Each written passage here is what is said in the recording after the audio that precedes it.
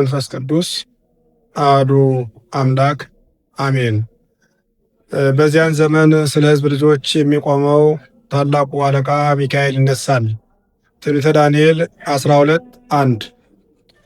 የተከበራችሁ የእግዚአብሔር ቤተሰቦች ኦርቶዶክሳውያን እንኳን ለ2018 ዓ.ም ለሰኔ 12 ቀን ለመልአኩ ለቅዱስ ሚካኤል ዓመታዊ ክብረ በዓል በሰላምና በጤና በሕይወት አደረሳችሁ አደረሰን።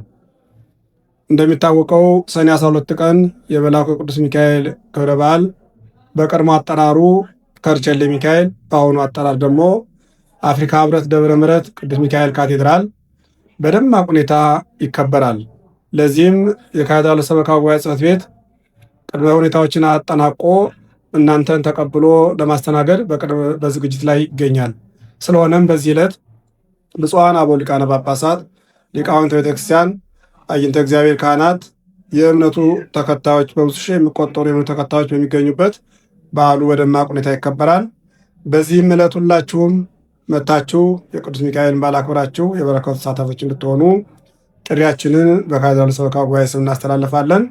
የእግዚአብሔር ሰላም ከሁላችን ጋር ይሁን። እግዚአብሔር አምላካችን አገራችን ኢትዮጵያን በጽኑ ሰላም ይጠብቅልን። ወስብሐት ለእግዚአብሔር። በስመ አብ ወወልድ ወመንፈስ ቅዱስ አሐዱ አምላክ አሜን።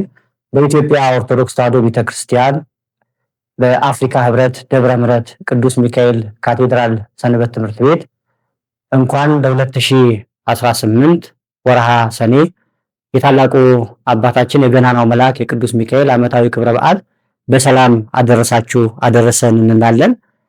ካቴድራላችን በዓሉን ምክንያት በማድረግ ከዋዜማው ጀምሮ የተለያዩ መንፈሳዊ መርሃ ግብሮች የተዘጋጁ በመሆኑ ሁሉም ምዕመናን ወደዚህ የበረከት ስፍራ በመምጣት ከዋዜማው ጀምሮ በተዘጋጀው መርሃ ግብር እንድትሳተፉ እያሳሰብን ይህንን መንፈሳዊ መርሃ ግብር መነሻ አድርገን የካቴድራላችን ስብከተ ወንጌል ለአራት ተከታታይ ቀናት ከዋዜማው ጀምሮ በ11 በ12 በ13 በ14 ልዩ የስብከተ ወንጌል መርሃ ግብርም ስለተዘጋጀ በዚሁ መርሃ ግብር ላይ ተገኝታችሁ የበረከቱ ተካፋዮች እንድትሆኑ በቤተክርስቲያናችን ስም ጥሪ እናስተላልፋለን። በድጋሚ እንኳን ለ2018 የወርሃ ሰኔ ለታላቁ አባት ለገናናው መልአክ ለቅዱስ ሚካኤል ዓመታዊ ክብረ በዓል በሰላም አደረሳችሁ አደረሰን እላለሁ።